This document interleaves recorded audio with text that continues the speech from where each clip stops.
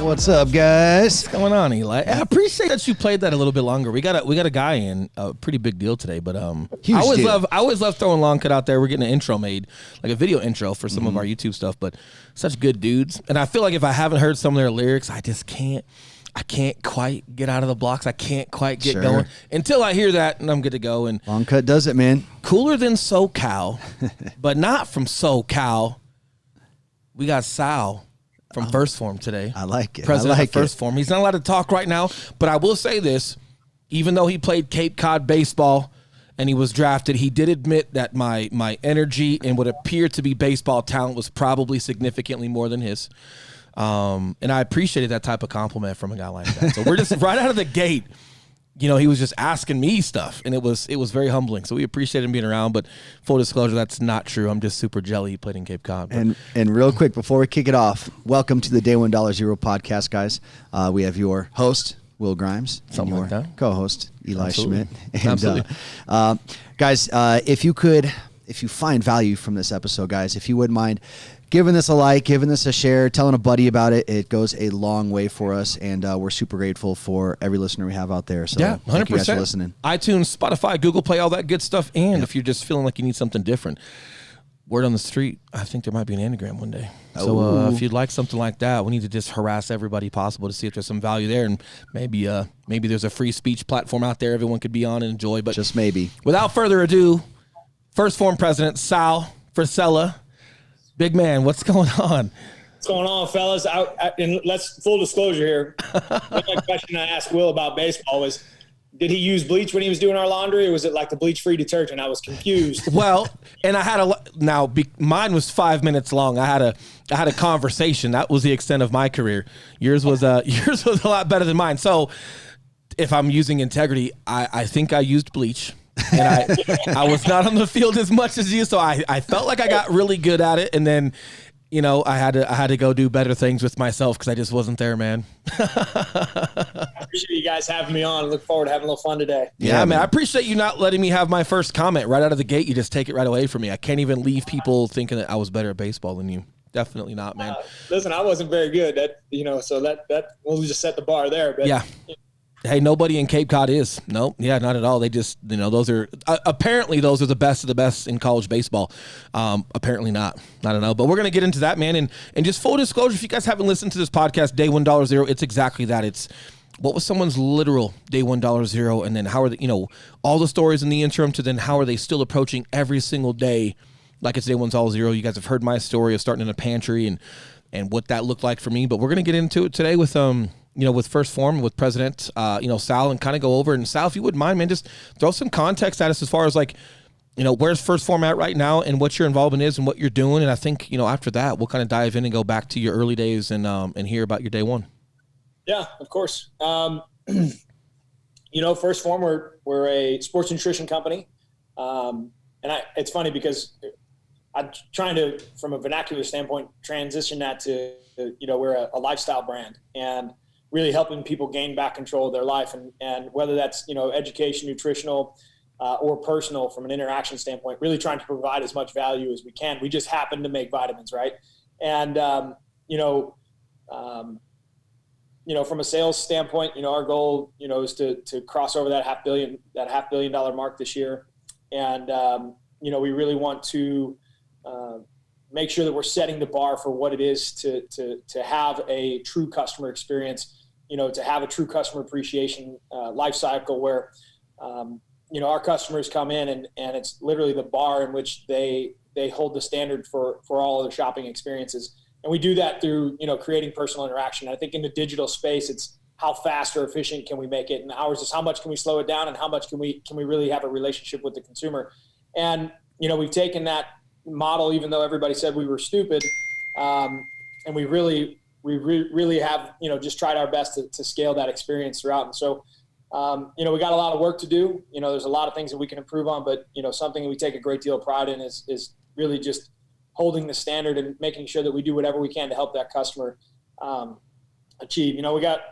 There's 347 employees here at Phorm. We just figured that out on Sunday night.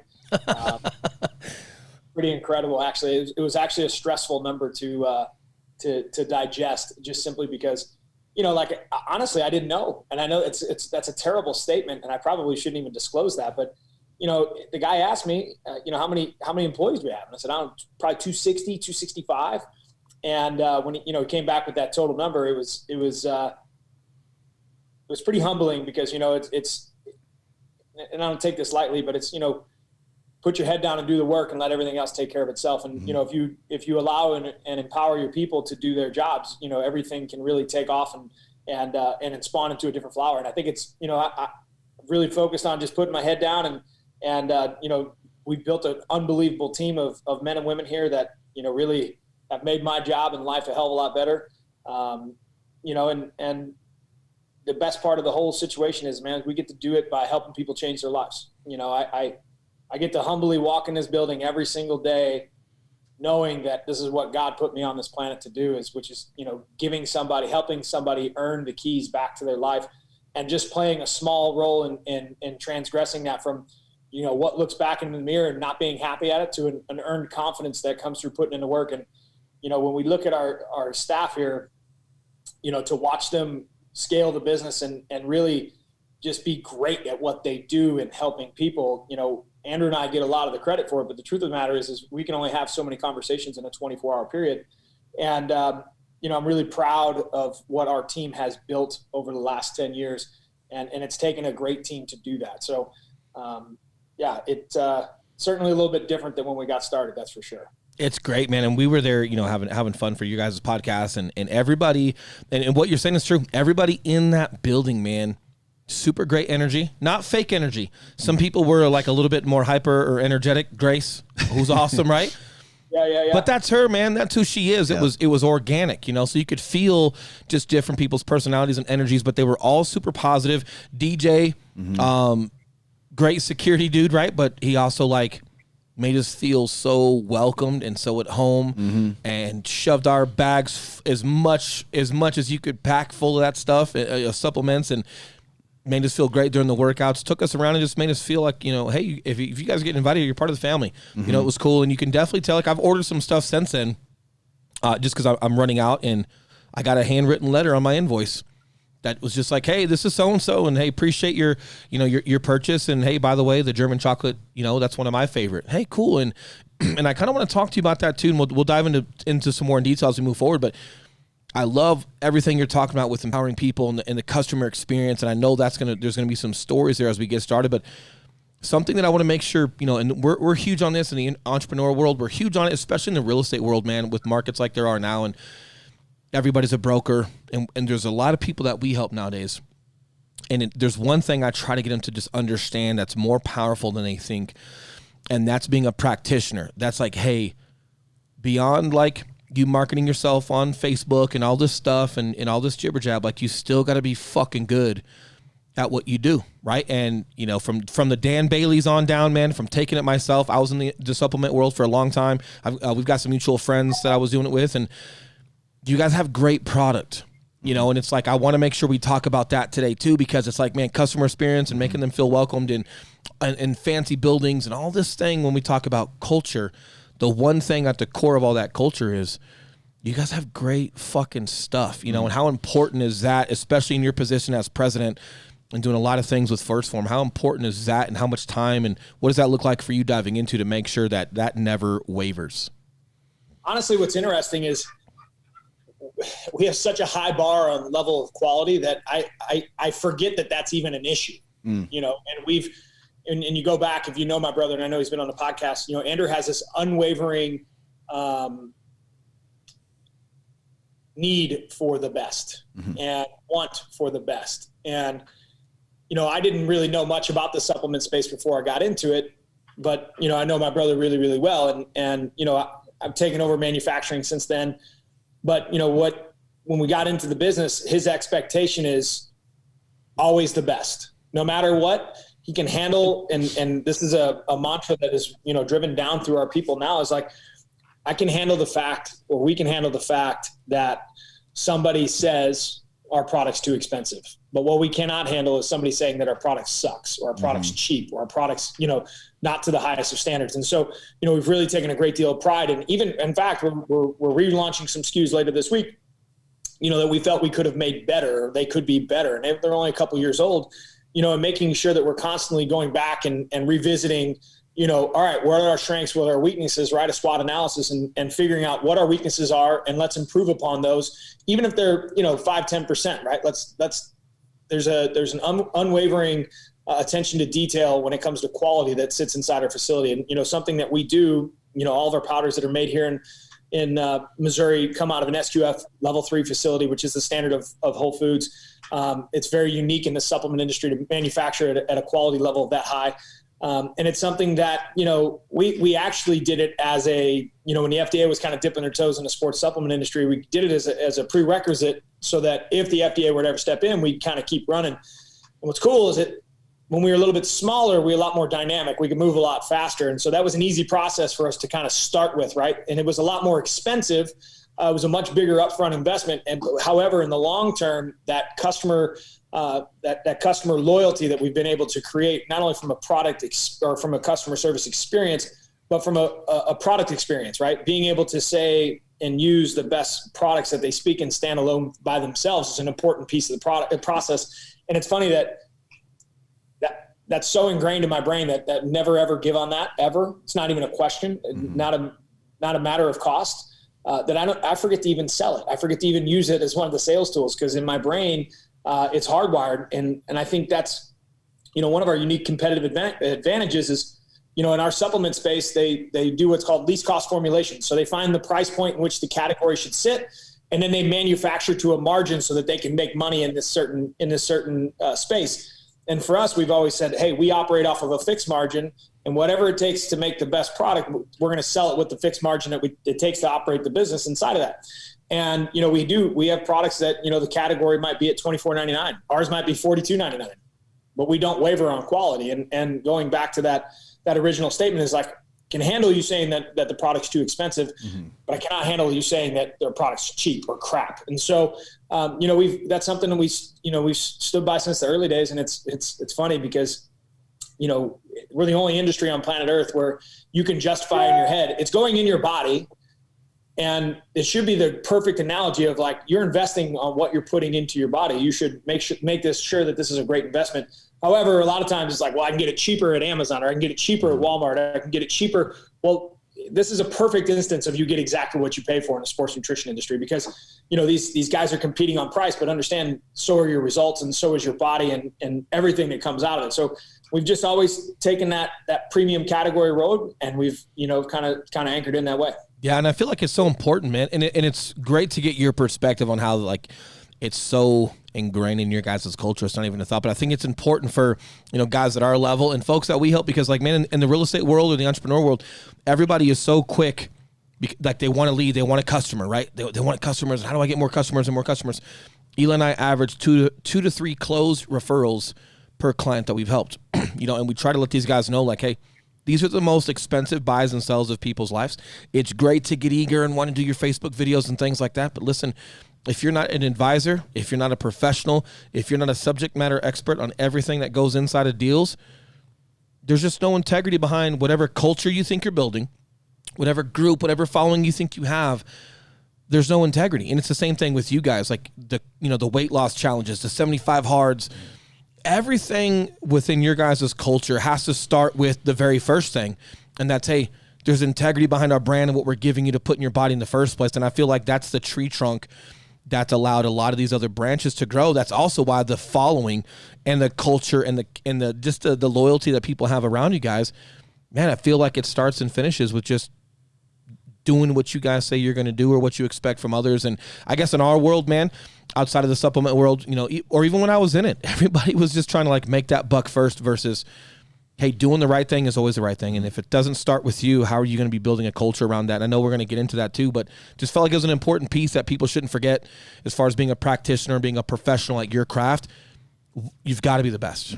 Yeah, and we have a saying, and it's in our lobby. I don't know if you read it or not, but we always say founded on quality, built on service, measured on results.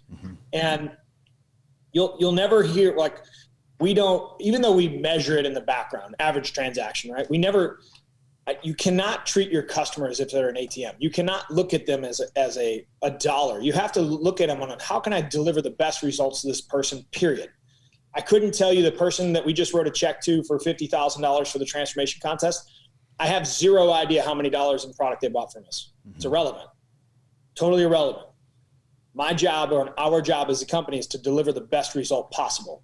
And if we deliver the best result possible, the outcome, the result will speak for itself. And so when you say measured on results, a lot of times people will put the dollar in front of the interaction, and understanding that the dollar comes after the interaction based off of how well you do. And time will tell you that. Time is the ultimate proof, or the ultimate truth teller of how great you are. And I always use this analogy, like, name me the industry, no matter what industry, the very best person makes a lot of money. The very best. I don't care if you're in the flooring business. If you're the best, you make a lot of money. You're the contracting business, you're the best, you make a lot of money. If you're the best stripper, you make a lot of money. If you're the best NASCAR driver, you make a lot of money. Being the best comes with the reward of money. Mm-hmm. And I can tell you, every time that I've seen somebody chase the dollar first, they lose.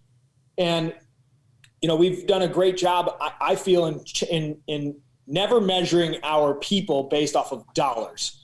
It's always based off of results. And I understand that the results will equate to dollars eventually, but always making sure that we're focused on the interaction and focused on measuring and getting these people the actual results that they signed up for, which in our case is usually losing weight, right? And we tell people, and a lot of that comes into that buy-in cycle, is like, this process is not going to be easy. It's going to be tough. It's not a 21-day fix. It's not a lemon wrap. It's not some diet. This is a lifestyle adjustment. But if I do my job correctly, I'm going to meet you halfway. And if you do your job correctly, you're going to have to meet me halfway, because it's going to require work. But if you do that, we can get you where you want to go. And the results, what you realize is, some people buy more supplements than others. It's totally indifferent to me. Our job is to get them where they want to go. And if we get them to where they want to go, they're going to market our product for us. Just to your point, like, you're going to get 2 to 3 referrals based off of this person who just lost 100 pounds. I'm probably going to get 20 or 30 referrals. Mm-hmm. So instead of me worrying about how many supplements I jammed down this person's throat, let's focus on really getting them the best results possible. Because now you've given the keys back to this person for their life. They're a better mother, brother, husband, sister, father. They're inherently going to be in debt to you, because they find peace and comfort and trust in you. Then they're going to go walk around and talk about how much better they feel, how much more in control of their life, how they understand that this is a lifestyle, not just some simple diet, that we have empowered them to actually be comfortable in the gym and be comfortable in their skin and be comfortable being a father or a husband that they want to be. Guess what happens in this situation? They go out and tell everybody they know, because they love it. And if we do our job correctly and we get them the results that they signed up for, sales come. Yeah, the sales take care of themselves. And what I've learned is, and most people in the fitness space, they've already bamboozled this person 12 times. They've already sold them fat burners and wraps and lasers and, go stand on the thing at the gym and shake, and we're going to shake it ain't going to work. No. The only way that I know how to do this is we're going to measure it. If you can measure it, you can manage it. So we're going to track your food. You're not going to starve. You're actually probably going to eat more food than you think. And we're going to follow a little game plan. And we're going to follow a plan that's going to lead you towards success. But you have to follow that plan. I can't make you do it. And that buy-in factor has helped us create a great deal of trust and loyalty through our customer base, because it's a mutually beneficial relationship, right? Like, no different than your relationship at home. If you're constantly giving, give, and there's no return, that's not a relationship. That's a one-way street. Mm-hmm. Whereas when you invest in each other, there's a bond that happens. And then that bond, inherently as humans, we love it. We love that feeling and that interaction. There's an obligation to make sure that, hey, this person took care of me, I'm going to take care of them. I'm so glad your light hears this right now. Mm-hmm. So I feel like it's a one-way street. I care and care and care for this guy so much. He won't even buy me fucking lunch. So much care. I know. Well, Sal, I'm super glad to hear you say that, man, because I feel like a lot of businesses and a lot of people in the business education space and I mean that like the people listening to business podcasts and things like that, they get so caught up in KPIs and metrics and how can I measure this, and are we going to get an ROI out of this? If we do this thing, is it going to give us an ROI? And if there's not a clear, distinct way for them to measure what that ROI is, they're not doing it, right? And they're not jumping in. But you guys, man, you guys see the value of just paying attention to the customer and making sure they get their results.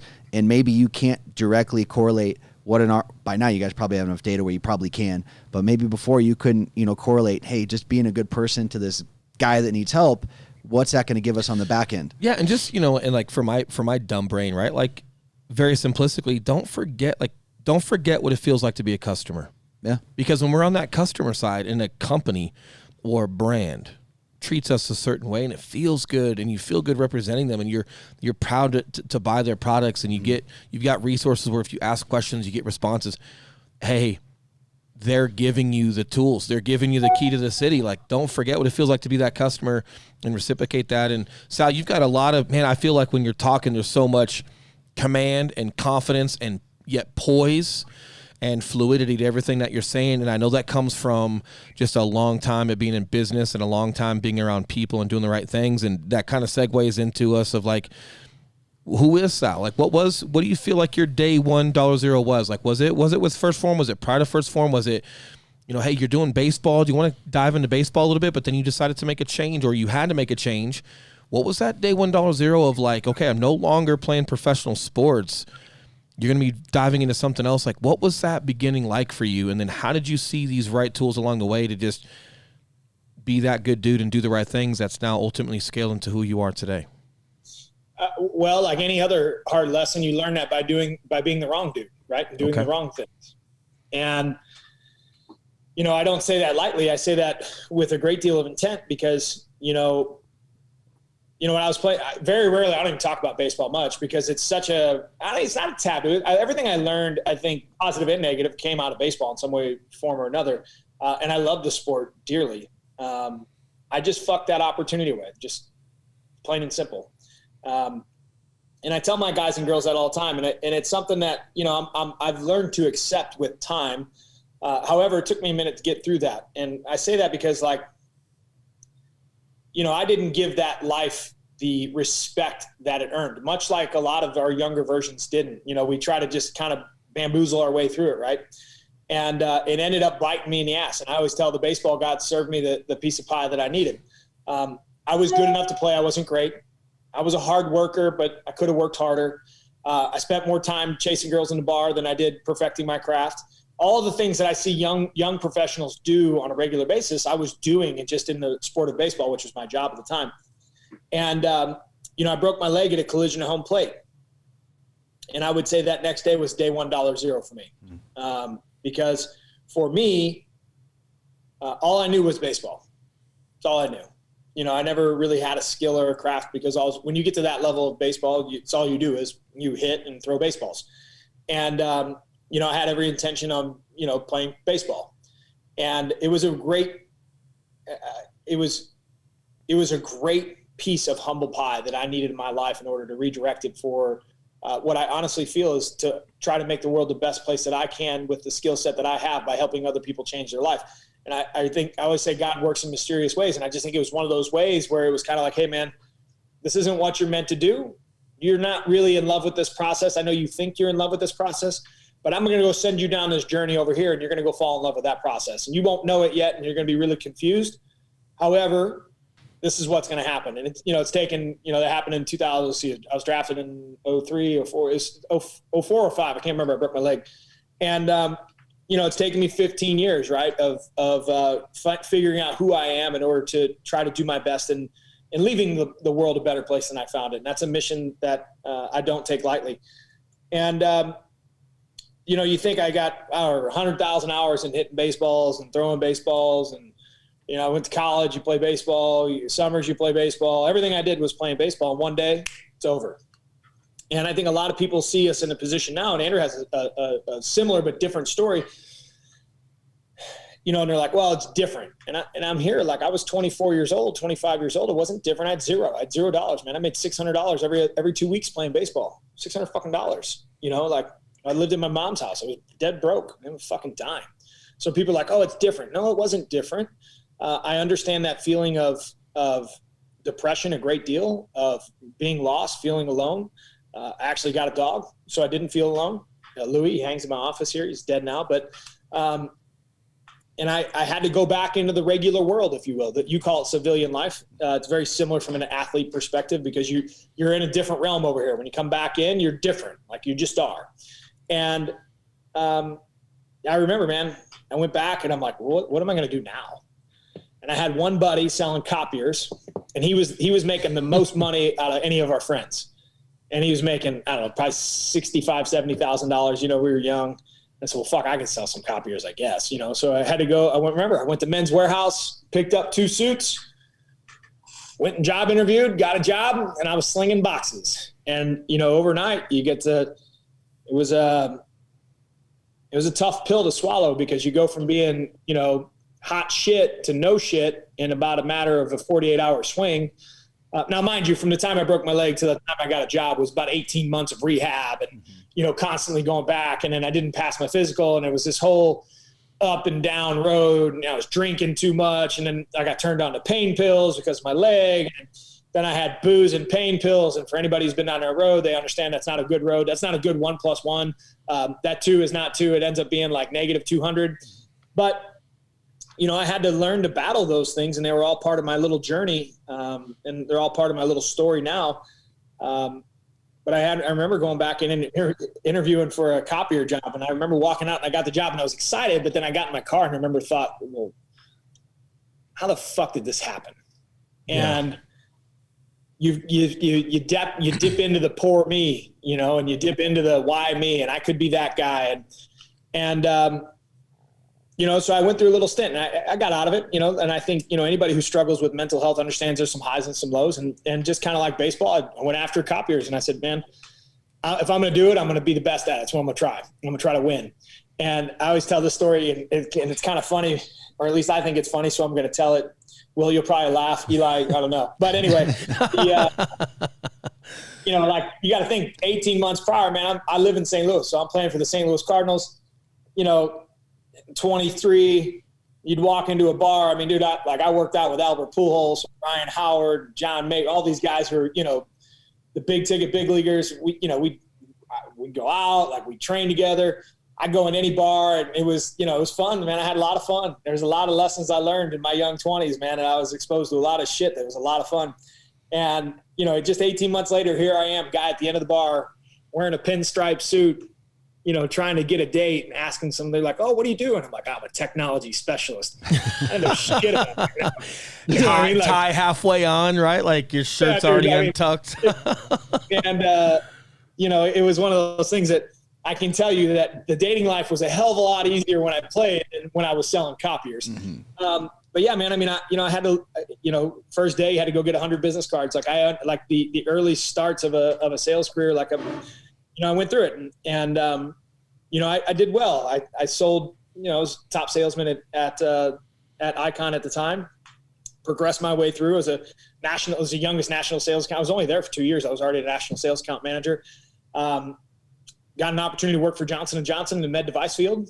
I cashed in on that opportunity, figuratively and literally, and you know, got into med device and had a lot of fun in med device. In fact, you know, they say Johnson & Johnson has some of the best sales training in the world, and I'd like to think that I tried to take the best advantage of it that I could, and I had a lot of fun doing it.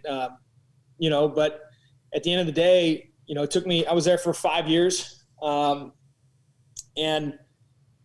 you know, I was a top earner, rep of the year. I made significant, you know, pretty significant amounts of money for a young man. But man, it just wasn't doing it for me. Like, I realized, and I'm not one of those guys who are like, oh, money doesn't matter. Money matters. Money matters a great deal, specifically when you're trying to set your family up for a lifestyle and give your children and or your family, you know, things that you wanted as a kid. But I was not finding the fulfillment that I wanted. And it's just because it wasn't gratifying. Like, the checks would come through, and it's not that I didn't feel good about what I did, because I loved the company that I worked for. And I didn't mind what I did. It's just that I was young, man. I was 28. And I'm like, this is what I'm gonna do the rest of my life. Like, I'm gonna walk into ORs and talk to doctors for the rest of my life and ask them to please use my product. And I'm not above doing that. It's just like, I was in my head, I had more in the tank. And, you know, at the time I was very fortunate. And this is the thing that I am extremely thankful for is, you know, Andrew and Chris, they had a set of supplement stores called Supplement Superstores, and they were having success in helping people change their life. And this is where Andrew and I's journey like crossed paths, because you had kind of hinted early about not worrying about sales. Andrew has a great story about how he's realized one day, like, fuck it, I'm just going to help people lose weight. And if I'm good at it, we'll fucking win. And guess what? He started helping people lose weight. And this is about the same time. And the business started taking off and we crossed paths. And Andrew has a great, from a visionary standpoint, I don't think there's anybody better that I've crossed paths with, from say, hey, we're going to go here. This is what I'd like it to look like. And my job, like, I'm a good doer. He's a great visionary. I'm a great doer. So, and I understand Andrew's expectations. So we work really, really well together that way. And we kind of crossed paths at that time in our career. And First Phorm they just started it. So him and Chris, we sat down at a Starbucks, same Starbucks I go to every day. And they said, hey man, you know, we're going to take this supplement thing national. Would you be interested in doing it? And, you know, it was scary, right? We had some conversations and we had some, you know, back and forth, and they paid me every dime that they could afford at the time, which was, you know, I was making six figures and they still paid me six figures. It was just greatly reduced six figures. But I knew that was a huge investment for them at the time. It was a huge risk because we had zero sales, right? I'm going to turn these lights back on. Sorry, guys. Yep. I kind of liked how sultry it was, to be honest with you. It was, man. I was thinking that too. Right when like your paths crossed and like you're taking this leap of faith, the lights went down. It was, dude, it was, you're not a director. I should be directing this. You should just be telling these amazing stories. I've seen a few movies. I made a few. But, Sal's OnlyFans. You can find his movies there. Only cabs. Yeah. No. So, and you know what? And I took the leap, and, you know, I was young. I was making, you know, $300,000-$400,000 a year, and went down to, you know, making $125,000. I forget what we started at. And all my friends said I was crazy. Yeah. And, I was a little crazy. It was scary, you know, because like I had the proverbial life by the balls. And, but by this point you had grown once. You had done the copiers, right? The printers. You had done medical sales. Like at this point, you've got some confidence that you can rely on yourself and shoulder something if you can also kind of see it, right? Like you've got a little bit of confidence. Like, did you feel like you were living again, taking this thing on? And was there some passion behind Ground Up again? Or was it just you finally believed in something and you had a little bit of faith that you'd figure it out in real time? No, I think that the thing about Andrew, Chris, and I is we've been doing this shit together for a long time. Like Andrew and Chris were best friends in high school. Chris is like my older brother. We've been doing shit together for a long time. And everybody's like, oh, you shouldn't work with family. And, oh, you should. Why are you going to take that risk? You don't have to take the risk. But it's like we've always had fun and we've always figured it out. That's what I've learned. And they, you know, a lot of people from the outside, they don't see that stuff, right? And so there was like a blind faith from their perspective to me and from me to them. Like I knew that they were taking a big risk and they knew that I could deliver, right? But I knew that what they believed in and what they had was special. And they knew that I was special because we've been together for a long time. And so it's like anything else in life. Like if you're going to go get down with it, like let's get your fucking buddies and go. And we've always been that way together. And so, I mean, yeah, was it invigorating? I think it was for the first 4 weeks. And then you realize, holy shit, I got a big uphill battle to climb here. You know what I mean? You're not a CrossFitter. You're a baseball guy. We don't necessarily like all the workouts, right? We don't like all those uphills. Listen, bro, at 28, 29, and that, like, I'm a pretty confident individual, but I'm different. I've grown a lot as I think I've grown in a lot of areas, but humility, I would like to think, is probably one of the things that I've learned the most because I've eaten a lot of shit sandwiches. But, you know, that I'm going to go take the world by the storm. We'll be doing $10 million and, you know, in the next 2 years, blah, blah, blah, blah, blah. I got my fucking ass beat, man. I'd walk in these stores, first Phorm. I'd be driving all over the country. I'd spend, 10, 12 days in a row. Like, no, they didn't know who the fuck I was, and they had no reason to know who I was. Social media was non-existent at the time.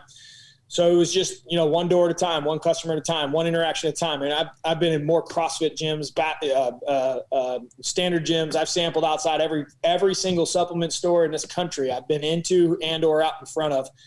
And, just meeting one person at a time, trying to have one good positive interaction at a time. And I think the majority of our wholesale base to this day is there's still people that I interacted with 10 years ago who took a chance on us and who have believed in us. And I never forget that. And, it took 3 or 4 years of getting your teeth kicked in until we got a little bit of traction. We were fortunate enough to be early adopters to social media. And it's funny because, at that time we were still kind of, you're 30, 31, 32. Like, we had no kids, we were just all starting to get married. Like, we were still more worried about getting jacked and, lifting heavy weights and but we always had fun, man. Like, we always drank beer and we always had fun. And we were always like, if we went to a trade show in Vegas or whatever, we were always like the beer drinking guys from Missouri. And everybody, they probably made fun of us like, hey, we're out tipping cows and driving pickup trucks, but we always had fun. And when social hit, we just kind of put that online. Like, hey, man, this is who we are. This is what we do. And if you like us, you come join, and we started to have, a little bit of success that way. And again, cross that, Andrew took a great risk or leap of faith in personal branding, which at the time was really scary.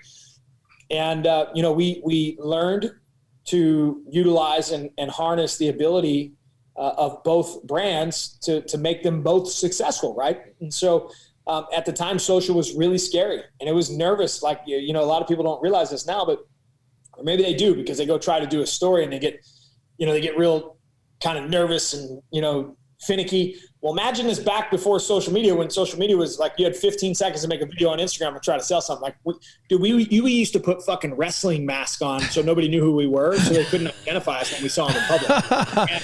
So if I see any Nacho Libre OnlyFans, that might be you. Bro, that might is be us. You. That is us. When times are tough, I'm willing to do whatever it takes. That's that sign, whatever it takes, we're ready. But, like, those early days of social were fucking scary, man, because like it wasn't normal at the time. Like, it was totally pioneer, if you will. But you know what? We realized, like, if you're good to people and you have fun, like, you can attract a community. And we transitioned as we got a little older to where, dude, both of us, Andrew and I both took the journey the same year, 5 years ago, for the My Transformation Starts Today contest. And we were both fat. We were both unhappy with where we were. And we were both willing to be extremely honest with that journey. And, I think that journey kind of set the tone for where we're at now, 5, 6 years ago of, hey man, we're just like you. Mm-hmm. And I think, that's what fitness needed, not to butt in, but that's what fitness needed. And when you guys were doing your stories and going on social media, were people able to order your product online as well? Or did it have to come from like a brick and mortar store? No, we when we started Instagram, we really focused on the direct to consumer business. And I like that. And here's why, because I was doing like the Fit Republics and stuff when you guys really started blowing up with First Phorm. Like, I'm probably one of the rarities that has an opportunity to hang with you guys that was also in that industry. And first and foremost, hey, we're just like you. Hey, being healthy is not being a bodybuilder per se, if that's not what you want to do. And getting into real lifestyles and real health and real change, that's exactly what that industry needed. And I love that you guys were direct to consumer, because I feel your pain when you walk into a brick and mortar store or a bodybuilding show. It's like everybody had their 3, 4, 5 products that they loved pushing because their homeboy was a sales rep of it. And you're walking in with this new, improved, or this better product, and then the meathead at the counter didn't want to fucking hear you, man. And it was almost like the people representing fitness were their own worst enemies. But you get to direct to consumer, and then you start just being a guy that just wants to change his life, but then you start exposing how just taking care of your body and taking care of your mind was making you a better dad and a better businessman and certain things. Such a breath of fresh air, and exactly when it was needed, Well, I think, there's a couple things. We always say real results, real people, and then our athletes are real people. And there's a video that we put on the internet that Andrew did, I don't know however many years ago. And he made a statement, and that statement's always rung extremely true to me, because I knew the financial position we were in at that point. It was good, not great. It was healthy, but certainly not what it needed to be in order to sustain, because, we were taking a huge risk by putting ourselves out there, and it's scary. And Andrew said, I don't care whatever the fuck I got to do. If we go out of business, that's okay. I'm okay with that. But we're going to go down swinging, and we're going to go down helping real people with real results, building culture back through fitness. And I remember like watching him say it. And I thought to myself, like, that's it, man. I'm like, fuck them. This entire industry has been built around, oh, look at me, look how pretty I am, and look how jacked and tan I am. And you know what, man? I'm a fat guy. Like, I struggle with weight my entire life. I'm never going to fucking look like that. And it's an unrealistic expectation for me. And these companies were profiting, or really in these extremely predatory processes of selling weight loss and selling wraps on lying to people and getting them to change their life. And that's what happened, in the bro life, right? It's like, bro, I take this. It's like, no, you're not, bro. You're taking a whole bunch of fucking steroids. Like, don't lie to me. Like, and some of those guys were genetically blessed their entire life. Yeah. Some of these guys were just shredded all the way through high school. We've got friends like that still don't even know the difference in different types of carbohydrates that are literally winning bodybuilding shows. And there's just a lot of like genetic to that. But it was also, as social media was popping off, one of the negative pieces to it was Instagrams and the Facebook. There was such a visual representation of health and fitness that was like that body. And that's all people had seen in that premature time of social media. As you guys started exposing the truth and just different ways to be, like, you don't have to look like that. Some of us will never look like that, but there's ways of being healthy. I felt like that's the majority. And that's where like some of like the following came from, just you guys being honest and being brave enough to stand up about it. Yeah. I mean, I think but you realize, like, and you're watching social play out this way, right? The one thing that we take a great deal of pride in out of these walls is like, you're always going to get the truth, not kind of the truth, not sort of the truth. Like, you're going to get the truth. And the truth is if you're going to set somebody up for success in their weight loss journey, like, you have to be honest with them and saying, hey man, like, this isn't going to be easy. It's going to be tough. But what I can promise you is that it's going to be worth it. I can promise you that the sacrifice that you're going to commit is going to pay its dividend in the end, to continue for you to push through those uncomfortable spots, not take this pill, not take this wrap, not, hey, it's, like, I'm different than you, I'm better than you. 10-minute abs. It's like you got to show people like what's fucking possible. Otherwise they lose all fucking hope in humanity and thinking like I'm different, or I'm fucked, or this is, it's not for me. And so I'm just going to get fat and ruin my life. And I'm going to ruin my marriage and not be the best dad I can be. I'm not going to play catch with my kids. I'm not going to have sex with my wife because they're being told a fucking lie. What happens if we told them the truth? What happens if we said, hey man, yeah, you know what? How bad you want it? If you want to come get down, like we got a plan to fucking get down. It's going to cost you a goddamn dime. It's going to cost you sweat. It's going to cost you an investment in yourself. It's going to be hard, but I can promise you it's going to be worth it. And we've taken that journey, not only from a visual standpoint, because Andrew and I are both fat guys. We've produced several times. We've gone up and down and understand it's in the journey, but we've told the truth and been honest to try to help people get the best results possible. And I think that's what ties us back to the beginning of the podcast and understanding like, okay, like measured on results, or taking a lifestyle brand and how do you measure a lifestyle brand on results? Well, we've been able to hopefully help you from a fundamental aspect of life, whether it's the MFCEO project, whether it's through helping you build a business here at the Legionnaire program, whether it's by teaching you how to gain control of your physical self. Then we have the ability to, service that need by selling products, right, inside that zone. And then making sure that we do what's right by the customer. Like this is a lifestyle that we can help teach and set an example simply by leading by example and helping make the world a better place. That's why I think I'm the luckiest guy on planet Earth. Like I come to work every day, and as long as I do the right thing and I help people, we can win. And it's funny because I was sitting about, the whole time we're sitting here talking, and you're talking, I didn't know you came out of Fit Republic, and I spawned in my head. I sat at that couch in Colorado with Kurt Belding. We talked about Intech Nutrition, and I can tell you, I can see Kurt's face right now. So that's how like my brain works, just so you know. Yeah, dude. And I remember, and when I was around, we grew that thing from 2 to 14 stores in 2 years. That was my timeline of being there. And it's nothing against Kurt, man. Super good dude. I think he had a different model or different mindset on where he wanted to take it. You know, and if he ever wants to speak on that, cool. But there's no bad blood or anything like that. But man, when we talk, yeah. Yep. Jason was my customer too in Kansas. You see how like I've been in those stores, man. Dude, and you have in Kansas and Nebraska. Yeah. I want to know the context to the fucking switchblade coming out when he brought that up. Hey, well, and I remember like when he's talking about Intech, I understand where that conversation's coming from because everybody was so tight on like, oh, well, it's an exclusive, man. It's an exclusive. Like I'm the only one selling it, so I'm gonna make the money on it. It's like, hey, true, but at the same time, people coming in, like if you're not changing their life and if you're only serving them the same flavor of ice cream, hey, everybody likes different ice cream. At some point, people just want to shop around and find. Like if you look at S2s, you guys have a ton of product in your S2 stores. It's not just First Phorm containers everywhere. You have a ton of stuff because you understand customer behavior and you understand, hey, if I'm bringing somebody to a brick and mortar, this is not First Phorm, right? This is a brick and mortar store. I've got to adhere to that. I cannot lose my customer because I have the same 4 products in my store and they were loyal to me, but they are tired of taking these and they're looking for other stuff. And my biggest point when you have a brick and mortar is you've got to make sure that client is still loyal to you. You've got to adhere to any behaviors or curiosities they have with other products. Your mission is you shouldn't be caring what product they're taking in your store as long as it's good. And if it's in your store, well, then hopefully it's good and you sign off on it. But if they stop coming to your store, you stop having influence on their change, period. Right? And that was important. And you guys know Austin Evans. Austin Evans. Is that his last name? Austin Evans? St. Joseph. In St. Joseph. Good buddy of mine.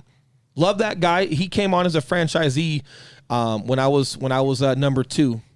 In command for Fit Republic and loved his ambition, loved his energy. He's really done the right thing there. And I know he's close to home for you guys. I know he's learned a lot just from what you guys do. And he's got some mutual friends of you guys and he does it right. Now he's a great kid, right? And does it right. And like with that being said, no bad blood with any of my past employers, but I broke off of that because I felt like I had more in the tank for myself. And at the end of the day, that was not my company. And it was like I have this feeling of wanting more impact and more influence and I want to scale. But at the end of the day, I got to be able to I got to be the guy in a position to pull the trigger on the risk and on the direction I see things fit, even if it's scary. But it's right, and that's something that you guys do. But I still fall back on your guys' app, your process of how you help people change their life. You're not just full of shit. You're not just going out there saying the right things. You have the right tools and process in place to actually help them. And then the products. Hey, we're not just wanting to give somebody a good product. We actually give them a good product. And those things matter so much. Like, and I want to make that an outlier as you talk about how much you're helping people. You have a good process. There's a good system there. You know what I mean? Like there's education behind how you're helping people lose weight with that app. There's education behind what you're putting in products to make sure that they're safe and effective. And on top of that, it's you guys wanting to make that change. And I think, again, I'm beating this dead horse and, with this whole thing, but everybody's so quick to want to help or want to do the right thing. And they completely skip a step of themselves being a great product, or they're not selling the best products in their stores, but they're talking the best game inside of that store that you want to help someone. And really you're just a gimmick. And you're going to bring one of those scales into your store? Or hey, you're going to do this in your store, but in reality, like, hey, the shit on the shelves, like you're not even starting from a good place with it. And it's just like, hey, what's the next gimmick to trick people into coming here versus creating that culture of where people just don't want to leave? Well, I found a great deal of safety and always when I look at a customer, no matter who they are, I always say, like, this is my mom. How would I want them to be treated? This is my grandma. Yeah. How would I want them to be treated? This is my dad. How would I want somebody to walk them through that process? And, there's a word that seems to get lost in the health and fitness space, and it's help. Like, I don't want to sell you anything. I want to help. I want to help you. Like, how can I help you? And a lot of times, I've learned that, I our customers that come through the transformation app, a lot of them won't buy First Phorm products, or they haven't purchased a First Phorm product, or they purchased somebody else's product and they just want help. They don't know how to take it. They don't know how to use it. And my job is not to sell them something at that point. My job is to help them get the results. Like still our promise is still in my blood. I don't help somebody based off of the product that they purchased. I help somebody based off of my personal inner drive to make the world a better place than I found it. And that goes by helping one individual at a time and having one good, solid conversation at a time, and making sure that I can provide the education that I've learned, the experience that I have, and help that person get down the road. And if I do that job well enough, that person may choose to support me in a financial matter. If I don't, I still know that I gave it everything I have, and I still know that I did my role, and I can still have a great cohesive relationship with that person. But I think all too often we want to get into this. Well, you buy from me, and then I'll help you. It's called manipulation. You're giving with expectation of someone doing something else for you, and that's not help. That's manipulation. That's one of my favorite things to talk about, and you just said it spot on. It's like, oh yeah, I want to help someone, but then, hey, you got to do something for me, versus, hey, are you only helping them to manipulate and con them into a purchase? Or, hey, are you helping somebody with no expectation from them? I just want to help them and do good. And if they take it and run with it and they end up being a customer, hey, that's awesome. It was done the right way. And if they're not, man, I feel so good that I did the right thing and I helped them the right way. And it's so important that you said that. Super important. I think those interactions, man, like, it's going to sound really, really, I don't want to get off into a tangent. We can go down this road. I always feel like, I'm going to be judged one day, right? You get to the gates and you're going to have a scorecard. I've always played life with a scorecard. And you're such a baseball dude. Yeah. Well, there's inherent conversations that go on in your life that only you know the truth. And we all have them. And I think you're going to meet your maker one day, and you're going to have those, you're going to have to lay those cards out on the table. And one of them is intent. Like, what is your intent? Like, what is your true intent? And are the words that are coming out of your mouth truly aligned with what's in your heart and what's in your brain and what's in your soul? And that intent will have a scorecard. And although there is no scorecard in the per se life, or in per se life right now, because there are people who can manipulate their way through the system, and that you see them, right? Like we see them online, we see them everywhere. They're always kind of jiving and shaking to get something else going down to make money. But I believe in, if I'm truly honest with myself about helping people get better, then I need to help them. And sometimes that's going to come with a financial interaction, but in all regards of life, like, my job is service, is to serve our customer base, to serve my friends, to serve my family, and really to serve this world and try to do and utilize the gifts that God gave me.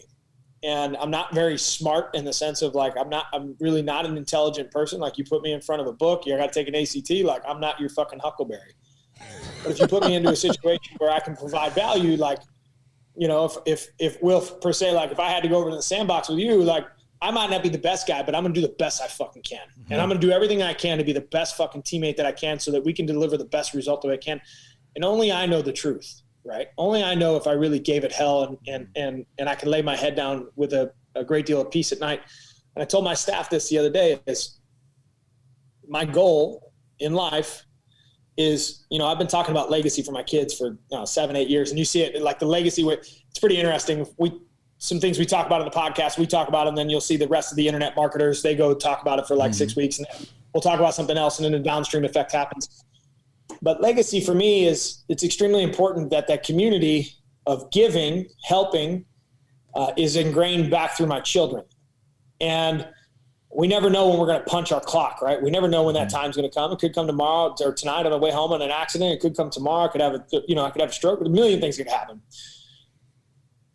But my job every single day is to do the best that I can, helping not only the people, our end user customers, change their life, but, helping the guys and girls who I have the honor to go to work with every single day become the best version of themselves by giving as much information that I possibly can to help them develop that skill set. Again, it's a give. And I don't want anything in return other than their effort. I don't want anything in return other than the ability for them to take the gift that they have and give it back out. And I do that with the true intention of when I'm gone, that community, and the only ask that I have in return is that you guys raise my children. That's what I told them on Monday. And I said, you guys, like, my job is not, I'm not sitting up here. I make a really good living. this is not so Sal can make a little extra money. My job is to make the world as fundamentally sound as I could possibly contribute, so that when I got to go punch my clock, I can look at that man and say, I gave it everything I had. And I gave it every single ounce that I have. I tried to help as many people as I can, whether it's lose weight, change their life, be a better dad, husband, brother, father, salesperson. I didn't give a fuck how I helped. As long as I was giving it motherfucking hell, he would know. And the best part is my kids would know. And my kids would ultimately know that their dad was a good man. And for me, that scorecard doesn't come with a dollar sign, doesn't come with a price tag, doesn't come because you bought a jug of protein. It comes with the interaction that you have with the human and how they remember how you helped them change their life. And if you can do that really fucking well, everything else will take care of itself. And that's my oath. That's where I'm at. And, you know, and it's a great balance too, man. Cause like I've got two big things, you know, that I take away from you, that I took away from you when we met the first time. I had a chance to chat, you know, off air and hang out for a day. I love your drive to be the best. But I appreciate and respect the integrity behind it, and then how you also correlate that into your family life. And I think, you know, a lot of folks can struggle out there. I think and this is where, like, when you talk about intent and integrity and why it matters so much, because I think people are willing to do, you know, whatever it takes at all costs, quote, right, at all costs, which is like breaking rules or certain things, but then somehow they think they're going to go home and not break rules or be good there. Mm-hmm. And well, Eli and I started figuring out real quick, and we were just doing live Facebook. When Eli and I first started, it was Facebook Live every Friday. Mm-hmm. It was like me and this fucking idiot just doing business, and we were talking about what's working, what's not working, whatever's working, like how are we tripling down on it, whatever's not working, how are we fixing it or getting rid of it, and hey, how's work-life balance? How does you know, me being better at work help me be better for my daughter? How does being better at home make me pay attention and be better at work? And the bottom line is, you are not two different people. I know the Alter Ego book is out there and it's awesome, but you're the same person. He just talks about having a certain mindset when you're approaching a certain theater, your work, your home life, but you're still you. You're not pretending not to be you. You're just you with a certain mindset, and you can't, the only person you can't get away from is you. That's right. You know, and it's like, first and foremost, where do you feel like your passion to want to be the best, where does that come from? And you and I can relate to this. You might not have been putting the work in baseball, but it was fun to be the best and crush the fucking ball and play hard. And it was very organic to want to be the best there. But then all of that is taken away, right? Gone. Where does that passion to just get back up, get back in the fight and want to be the best, like where does that come from with you? I mean, somebody asked me, I did a podcast the other day, and they were asking, like, what's the number one characteristic that you could find in an employee that, you know, you can't teach them? And for me, you know, once I got my head out of my ass and I stopped feeling sorry for myself, which was ultimately the case after I broke my leg, I am dangerously competitive. And I don't give a fuck if it's playing bags, chess, checkers, eating White Castles, drinking beer. I don't care what it is. I got to be real careful, like with where I set my sights, because like it will drive me into a hole because I'm so competitive. And even my guys and girls here at HQ know, like, if you fucking challenge me, like, I'm fucking coming. Like, dude, you are. And you keep making fun of Will because he's not doing his part. And you and I are boys. I finally threw enough nudes your way that you followed me on Instagram. And I follow you, and I was telling, dude, this is how competitive I am. I'm talking to Eli about it, and I messaged you one time, but every day I'm watching your story, you were going on there giving Will shit. And I'm like, hey, motherfucker, who's this Will guy? Because I can't hear that name and then getting my ass kicked. And I know it's not me, but it's like, it's my name, and I don't even like the fucking energy of it. And I'm like, hey, I need to talk to that guy right now. I got to get that guy down there, or Sal, get that fucking Will out of there and put me in there. And hey, let's play. So, dude, I couldn't even hear his fucking name in losing. And I'm like, I can't not watch Sal's stories. Like, that's not cool. That ain't cool. But I'm like, bro, I could not take it, dude. I could not take it. So he is equally as competitive as I am. So we've gone. Will's a hell of a competitor, and he is. I mean, he's got a lot in the tank, and he's beat me a lot more than I've beaten him. However, the few precious wins that I do have, I seem to let him know. You're riding those out. I feel like Mellencamp should come on and we should play Glory Days, just like let it ride. But it, you know, that competitive nature. And I actually told our staff this about 20 weeks ago or so. We have a basketball court here at HQ, and I am a terrible basketball player. But what I told them is that, you know, in order to win at life, you're going to have to do things that you don't want to do. But you have to have the unwavering ability. Like when you get knocked down, not if you get knocked down, when you get knocked down, you're going to have to learn to get the fuck back up because you love it, because you fucking dig it, because you can't stand the fucking taste of the loss and you want that fucking victory. And Andrew and I differ in this arena. He always says he hates to lose, and I always tell him I love to win. Like and it's a dichotomy. It's like I love the fucking taste of the win so bad. You'll get up. Yeah. The flip side of that is he fucking hates the loss so fucking bad he'll do anything to win. And so, you know, and I don't know which way is correct, right? But I always tell people I don't think they've had enough experience winning to understand and appreciate how good that is. And I told him, you know, and I challenged him to say, hey, let's do a 3-on-3 basketball tournament. I don't give a fuck who we are or what happens. And I said, at the end of the day, I will be in that fucking championship game and I will fucking be standing. I promise you that. And I'm terrible at basketball. But he knows Kobe Bryant prior to his passing. He knows LeBron James. Yeah, well, Tim Grover is, you know, a coach. He's got Michael Jordan's real shoes in his office. Yeah. So who were the two guys on your team? I picked a guy and a girl. TJ was one of them. So TJ's an ultra competitive guy, and then we had a girl. So we had a female. And so it wasn't LeBron James and Michael Jordan. No, but nobody could bitch. It's like, hey man, like, hey, listen, I picked. Now she may or may not have played college basketball. I don't, you know. Funny story. She tore her ACL, so we had to have a sub, and the sub kept coming in, and then Dan Bailey played with us one time actually as a. So it was, and that's a handicap because Dan Bailey's 5'4" on a good day. He's 5'4". Now the little guy can move, the little guy can motor. But we got into a situation where it was it was like poetry in motion, because like I wanted to prove to them, I don't need to know that I'm the best basketball player on the court, because I'm not. What I'm going to prove to you is that I'm fucking competitive. You're going to know that I'm out there. That I can promise you. I promise you your head's going to be on a swivel, and you're going to know that I'm in that fucking paint somewhere and I'm moving. I'm going to know my role and understanding that I'm not here to score points. I'm here to block, defend, pass, and I'm athletic enough to make sure that I can cover my bases. Now, where I'm a terrible basketball player, I'm a pretty good athlete, so I can, you know, I covered myself that way.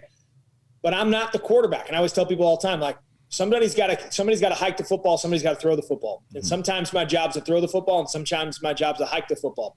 And in this case, like, I'm not a scorer. So my job is to block, pass, shoot, or your block, pass, let somebody else shoot, let somebody else take the glory. But if we're going to win, a winning team takes everybody to work in unison and understand, like, where are your strengths, where are your weaknesses, and how do we play as a team so that we can win? Now, TJ, God bless him, the kid can score. Well, guess what? You can't pass the ball to yourself. So I figured out how to get him in a position or get him the ball in the position to where he could score. And I may or may not have had 4 or 5 fouls every game. But you're allowed to have those. You're allowed to have fouls. It's okay.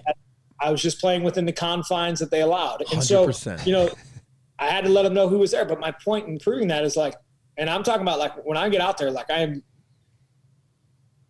get feisty. Like, I can't, like, there's something in my brain. Like, when that switch goes on, like, when we're competing, motherfucker, like, it's going down. Like, we ain't, like, if you and I are going to fight, like, we're going to fight. We ain't going to play fight. Like, if you said, hey, Sal, you want to box? And I said, okay, cool, let's box. Like, I'm going out there to try to knock your fucking teeth, like, literally out your asshole. Like, I'm not like, oh, I'm going to hit you. It's like, no. Like, I'm ready. You know, like, here we go. But you can also take it. You can also take it, though. That's that's part of the competitive side. That's what makes you a competitor, not a bully. Yeah, because you can take those. No, like, listen, but I mean, I will fucking, Nick Saban your ass. I mean, that score will be fucking, I write it on the board. We write it on every time I walk in there, like, on a Monday morning meeting, I'll walk by and just write 29-16 every once in a while, just to let them know. 29-16, in case you guys were wondering what the score was of that final game that I won. In regards to your competitiveness, and this is where I feel like, just personally, the question for you, I love it. And you and I are very similar, with those things. And how do you correlate that to being the best husband, being the best dad, being competitive with giving that time, being competitive with putting the phone down, being competitive with being in those moments and helping your son play ball and or give those moments to your wife? How do you, Is it competitiveness? Is it the same tenacity that drives you and everything else that drives you to be the best dad? Or is it that you're so competitive here, it's very easy to shut it off and just tune out and enjoy the family? Like, where does it come from as far as like how well you put so much time into that? I mean, this is going to sound like, I don't know what this is going to sound like, but I'm going to give you the answer that came to my brain because I believe in this.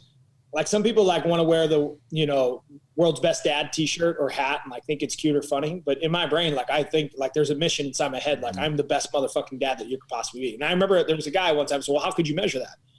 And I measure that based off of just like the level of success. Success is reaching your full potential, meaning what you're capable of. Unless you're in that realm, you're failing. Like, there's not a A, B, C, D, everybody gets a trophy here. Like, and the ability for me to try to be the best dad that I possibly can be is for me to do and apply what I know best in every single situation that I can so that I can be happy. And what I've learned is, although I might not reach the pinnacle, it puts me in a great place where, just like giving it hell every single day, like I can go home and lay my head down peacefully at night. But it's across, I think, in relationship land, with whether it's being a father or a husband, is being extremely disciplined to that. Because when competitive crosses discipline, specifically with business, if I'm going to be the best business person ever, well, then I got to compete 24 hours a day, 365 days a year. Well, that's in fantasy land. Okay. Fantasy land doesn't exist. And what I've learned to express is extreme discipline in each bucket, as I refer to them. And I think everybody has these buckets that they want to attack in life. And for me, it's fitness, it's family, and it's business. And I attack those three buckets with extreme discipline. And I have this little schedule that I talk about, people ask me about regularly. From 5:30 to 7 a.m., that's my time. I don't let anybody fuck with that time. That's my time. Nobody fucks with that time. If my wife wants to come work out with me in the morning at her home gym, she's more than welcome. I like to read during that time, but that fills one of my buckets. One of my buckets is being by myself in peace and working out and making sure that I'm checking and filling that bucket. I don't let anybody rob that time so that I can fill that bucket for me. Bucket 2 is dad. Okay. Bucket 2 is dad, and dad family kind of crosses into the same one here. But from 7 to 9, I'm dad. I brought those kids into this world. I'm going to raise them. I'm going to cook them breakfast. I'm going to change them. I'm going to get them ready for school. I'm going to take them to school. I'm going to play an active role because I'm not going to use the excuse of, well, I got to go to work. I got to go win at work, and put them into one of these situations where they're not raised by their dad because their dad was playing business, right? I'm not going to do that because I don't want to be known as that dad. And for my version of success of being the best dad that I can be is being a parent and being present. But from 9 to 5, I'm businessman. Like, I don't fuck around. I mean, you guys have been here. Like, I don't, like, my schedule is run extremely tight. I don't go to lunch. I don't play golf. I don't go to baseball games in the middle of the day. And I always tell people, don't let people rob your time. It's the number one thing that I've learned that's helped me create space between myself and maybe my friends or competition. I take 9 to 5 as if the company's paying me money to be here. It's my obligation to be here. And I fucking take that with extreme discipline. At 5:30 or 6 o'clock when I go home, whatever, that's kind of a little floating number on the backside based off of some obligations. But from 6 to 8, I'm dad. I'm back in the dad lane, man. I put my phone down. I don't answer messages. I don't care if my brother texts me. I still, like, he knows, like, from 6 to 8, he leaves me be. I'm unequivocally dad. I want to put him to bed. I want to get him out of the shower. I want to be present because I understand that life happens like that, man. It's fucking fast. And I don't want to miss those moments because I'm too worried about what's happening on Instagram at the moment, which is we are all guilty of in some level. From 8 to 8:01, I try to get laid, and from 8:01 on, I'm husband. And whatever she wants to do, I'm down with. If she wants to watch her show, I'll watch her show. Every other part of our life is about me or our kids. And I want that part of our life to be about us or her. And I want her to lead because my Uncle John taught me this a long time ago. It's a great saying. Feel free to steal it. In order for you to be king, you must have a queen, because without a queen, you're not a king. And that's my time for her to queen. she gets to direct. She gets to run show. I mean, she runs the kids, and my wife's a fucking straight G. And understanding that, like, she needs time to relax, and it's my time to serve her, and if I'm fortunate enough to get down, hey, listen, I want to do the best to do that too, right? So, making sure that I'm servicing. Hey, break a leg. Yeah, do whatever I got to do to get it. But, it's one of those things that, like, making sure that I'm applying my best ability. And you can't be your best. You can't compete if you're 1 foot in social media, 1 foot with your kids, 1 foot in social media, 1 foot in bed with your wife, 1 foot in social media, 1 foot at business. Like, you have to learn to express discipline and then compete when you're in that window of being the best version of you that you can be. And I think for me, that offered me a lot of clarity because I'm able to fill the buckets that I want. I've cut out all the noise in my life from the standpoint of things that are not important to me in regards to filling up my soul. And I've felt a lot more freedom because I have control of my schedule. I have control of my life. And I think if you struggle with being scatterbrained out the ass, that is something for me that has helped me a great deal be extremely disciplined to what makes me successful. And successful is not a monetary thing. Successful is being able to reach my full potential, which for me, I love fitness, I love business, and I love being a family man. Mm-hmm. And so I try to weed out everything else that does not fall into one of those buckets. Yeah. And we talk you talked a lot about, like, hey, some things you're going to have to do. You have to do some things that you don't want to do or that are hard or, whatever maybe. And we talked about, like, the basketball as the example, and we talked about business and just have to be disciplined there and it's not always about what you want to do and not letting your emotions have majority vote, right? But getting it done. We also, and as men, right? Like, as much as we think we're awesome at being husbands or whatever it may be, like, hey, sometimes it gets harder. Sometimes the balance is harder, the attention or whatever it is. Is there something that, in regards to being a father and a husband, that has stood out that's harder? And not necessarily the don't want, because I know you want to be the best father and the best husband. So it's not necessarily like the don't want. But is there anything that just is, like, harder to, like, dive into or harder to want to do, or just you've had to force yourself to be a little bit more disciplined in the father-husband world? Does that make sense? Yeah. What are the don't want to do's, or what are the things you've had to really get better at in that audience, as far as, like, to really achieving being a great person there? Yeah, I mean, it makes a great deal of sense because it's something that I personally struggle with a great deal. When I come to work, I'm master of domain, right? If I say jump, how high? If I say left, we go left. I go right, we go right. If you have kids, you understand that doesn't really work that way. Right. And if you're married, you certainly understand it doesn't work that way. And it's very tough for me to flip the script and understanding that, okay, some things in life you're not in complete control of. And how you can control how you respond to them, but you're not in complete control of it, and relationships are tough enough. And I love my wife, and I honestly, I couldn't imagine having a better marriage. Kids they'll make that tough, man. It's hard because you can't control how your kids act for the most part. And I'm saying this, like, there's portions of life that, man, it's fucking curveball, change up. And you're like, where's my fastball? Like, what the fuck here? And I'm in complete control at work. And when I come home, I realize, man, like, I'm not, and I have to take a different seat in the car and understanding I'm a passenger. I'm not the driver.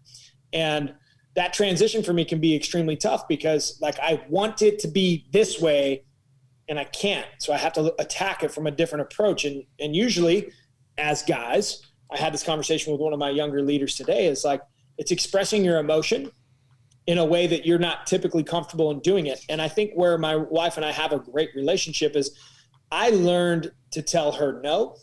I learned to tell her what I don't like. I've learned to tell her what I do like. I've learned to be completely transparent and honest. And so that when we're at home, when we have those conversations, she knows that it's coming from a place of, like, I struggle to do that sometimes. And if I'm in a bad mood, or if I'm struggling to communicate, we can sit down and have a good conversation, and it makes that transition a little bit easier.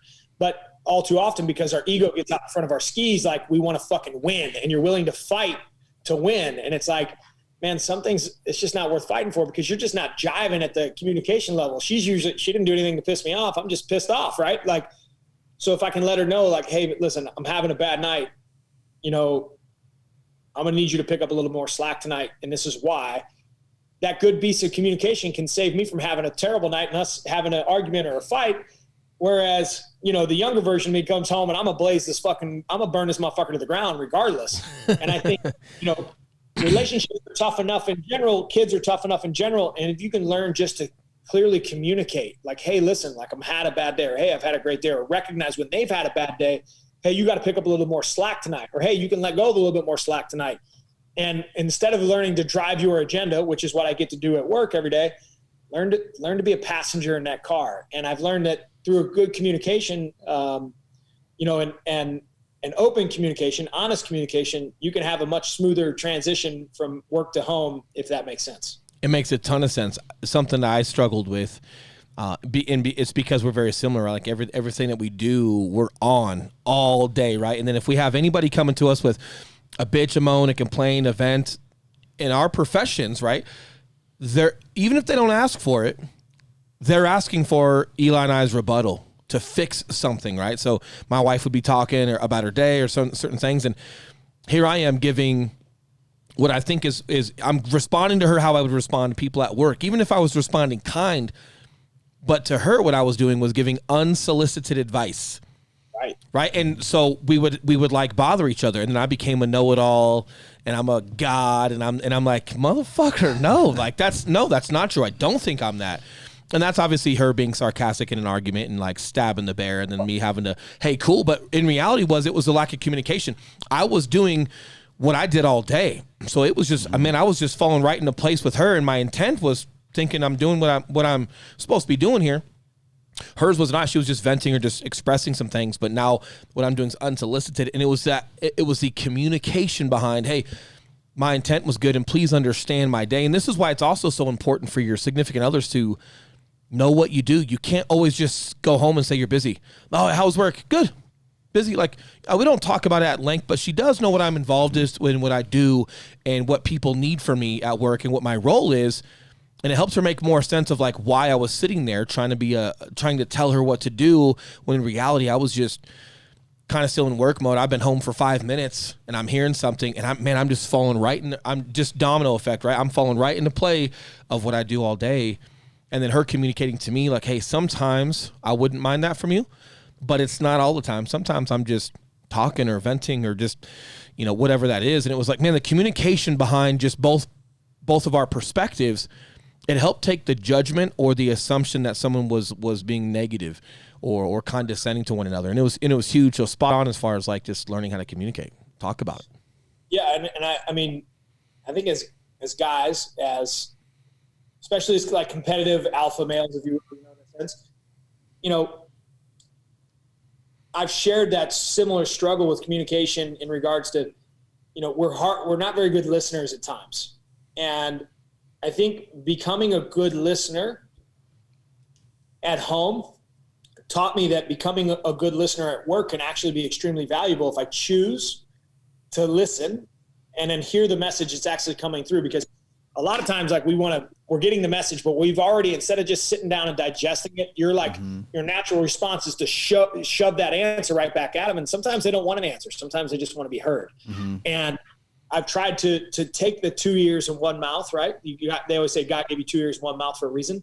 I try to take the 2 ears and one mouth approach with my staff, and, knowing when I need to listen and knowing when they're asking for advice is two totally separate things. And I've learned, to your point exactly, at home, sometimes I need to listen. Sometimes she's asking for advice, and there's a clear delineation between the two. And if I can learn to listen, like pay attention to what she's saying, I know which one she's asking for. But if I'm 1 foot in, 1 foot out, I'll listen and digest back out. And usually that doesn't end up to my favor. Oh, she's going to let you know. Yeah. Yeah. If you choose the wrong one, like, you're going to know, because 8 to 8:01 happens.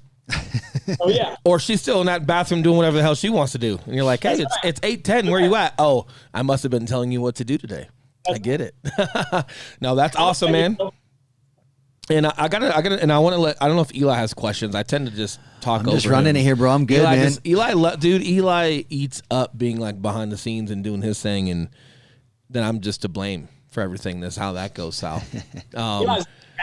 He's a dude, man. Him and I I'm- have a great balance as far as like, and this is something that, we've been talking about. We do pretty well naturally at it, but now we're putting more focus behind it after talking to you and your brother of whose roles are what, But one thing that I want to credit to him and I is we've always been comfortable in our roles, and there was never any ego. Like if someone was just more of the face or taking more lead on something, there was never any ego behind both of us trying to fight over things like that. We wouldn't have made it as far as we have if there was, like, even week 1, man. If there was another Will in the same room as Will, that would not fucking fly. He says those things, and I don't know if that's a compliment or not. I think it's a testament, right? I mean, listen, we always say, because Andrew and I fight. Yep. Not like we don't fight regularly. We're good for one every couple of years. But I mean, we do, listen, we have firm conversations on a regular basis, but there's an understanding, like, we both want to win. Yeah. It's not, never has it been like, I want to shoot the video so I get the credit.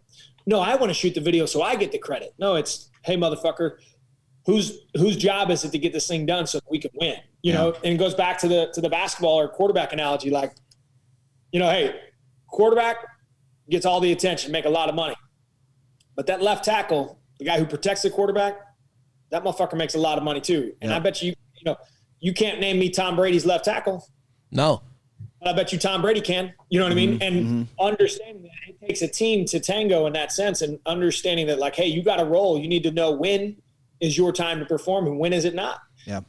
And being the quarterback's not always fun. So everybody out there that maybe is not the quarterback but has a desire, because you also have to have some self-awareness when you're putting people around you and you're building something. Like, I don't always want to be who I am, right? And like sometimes it is frustrating, and I talk to Eli about it because sometimes I tend to be the bad guy with having certain conversations with people because my intuition, my emotional intelligence, or just the way I'm pegging something, like I see it, I feel it, I know it, like we've got to sit down. I'm also decent at articulating and problem solving, not just bitching somebody out. It's not about that, but it's about problem solving, setting control measures to make sure these things don't happen again and moving forward. But there's a lot of weight behind having to always be that dude, and there's some things, and there's a lot of weight when you're a losing quarterback. Or you throw an interception to lose the Super Bowl on the last play of the game. There's a lot that comes with that. So if you're not prepared, or if that's not you, you're not gonna handle that well, which is more reason why you've got to be who you are, because you're going to have a flow there and you're going to shoulder everything you have to with the pros and the cons. But man, it's in the teams too. It's in the military world. You'd be surprised what people can accomplish, or a small team of 6 Marines can accomplish, when nobody's trying to take the credit. And we're just out there putting the work in to accomplish something. Well, and I think, the military is a great example, right? If you're a sniper, you're a door kicker, but we both need each other. I don't know. I've never kicked in the door, but I bet you it's a hell of a lot nicer knowing you got somebody overwatch, like taking eyeballs, and that team aspect, understanding like we're in this thing together.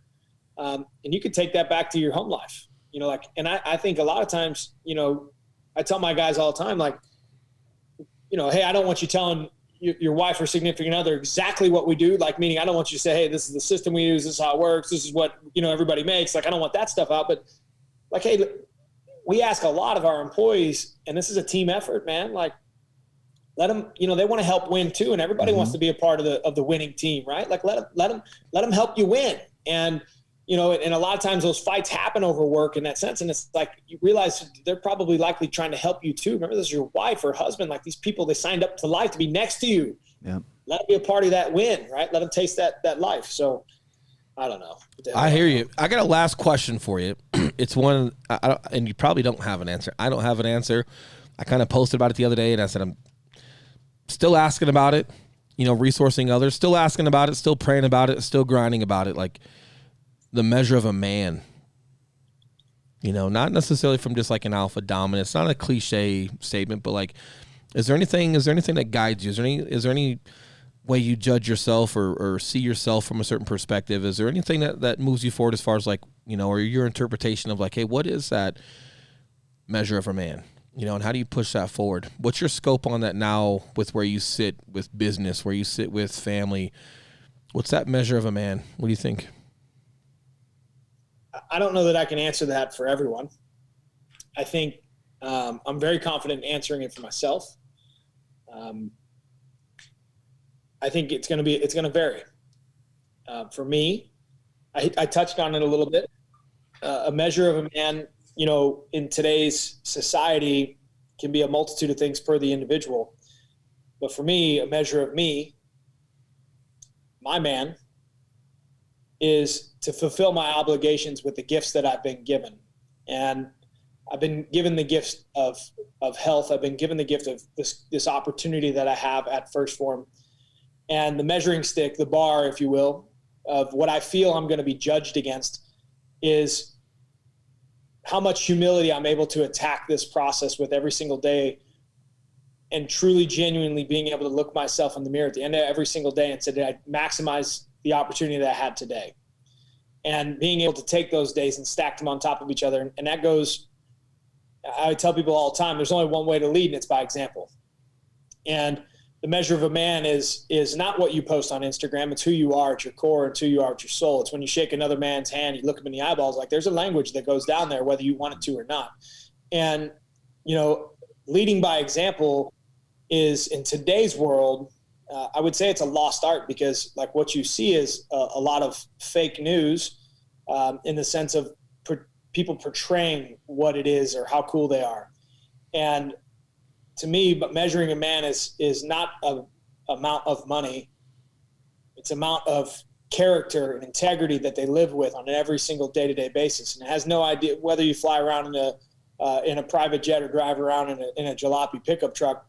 You can take pride in things of, making sure that you're leading by example of cleanliness of car and taking care of yourself. Hygiene. You can treat your wife with respect.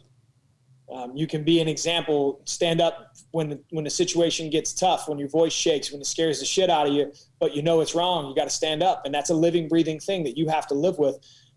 We see it every day in society. People will back down from that itchy situation because it makes them uncomfortable. And it's in those times when men lead. I think, a man of character integrity is walking character, right? So you look at like, what does integrity stand for? What is a man of character? And I think a man of character set the example for his children. And I look at it like when you harvest one tree leaves. Did you plant 2 seeds, 3 seeds, 4 seeds? Because what I've seen by the world is, we have 2 options. We can stand up and fight with core values, and we can stand up and fight with what it means to be an American or what it means to be a good human, or we can hunker down and run. And we can fold to what it is that society wants us to think is acceptable. And, that's a tough stand in today's wind, right? In today's headwind, it gets uncomfortable to stand out there, but I'm going to raise my children that way. A man of character gives his employees the best life and or coworkers the best effort that he possibly can every single day so that they can live their best life. Not a selfish act. What can you do for me? But a giving act. What can you do for them? And when you think about, those tie back to my 3 buckets, right? My legacy in the sense of, I want my son to know how to treat his wife. And I want my daughters to know what a man should be measured by. And I want them to think every time they look at that person that they decide or consider marrying, I'm the measuring stick in which that character integrity stands by.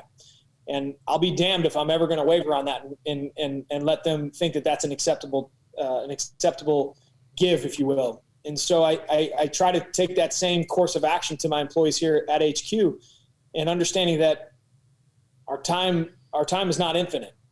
And one day they're going to punch your clock. And those words that they say when you're sitting in that little wooden box is everything that you work for. Everything that you live for every single day is the magnitude of the message that stands on that little gravestone. And your children are the only way that thing's going to be carried on, or in my sense, hopefully the community and how they speak of me and represent me, and my children and how they live by my example. And so, and my wife and how she remembers me if I do go first. And so though I can't answer that for every man, I can tell you that's what I think my measurement of man is. It's not how jacked and tan I am. It's not how much money I have in the bank.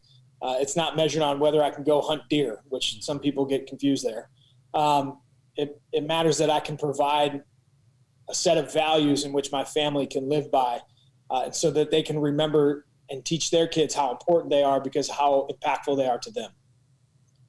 that was long-winded. Probably couldn't write it on Instagram, but that's how my heart felt. No, man, it's good. And I think, and again, this is what's so fun about podcasts, man, and long form content is I'm not fitting you into a 16-second Instagram story. I'm not fitting you into a minute and a half, social media commercial. It's like, hey, if people want to come back to this and listen to it 4 different times, during different workouts, or if they want to listen to the whole thing start to finish, the important thing is we just get those. We have unlimited amount of time per se, right? For a little play on words here on these podcasts can go as long as they need to go in order for people to express what they say. And my only other question was just, how are you attacking every day? Like it's still day $1.0, but I think you answered it. I think everything you talked about with the measurement of a man and your obligations and commitments and the integrity you want to have with yourself to what you're giving to everybody else, standing up for what's right, not with an agenda, not when it's convenient for you, not when it works in your direction, right? Like clearly you guys standing up and taking a stance for what you're doing right now,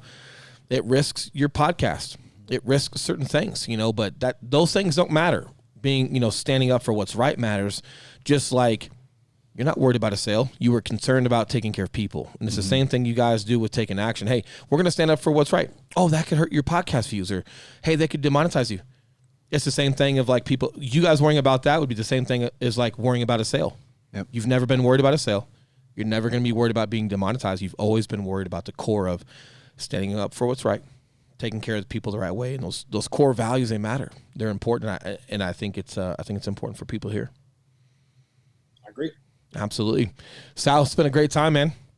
We're gonna give an outro here real quick, and then we'll holler at you for a quick second when we get off the air, and probably harass you for some autographed baseballs or something like that. And then your outro. I'm gonna pee real quick.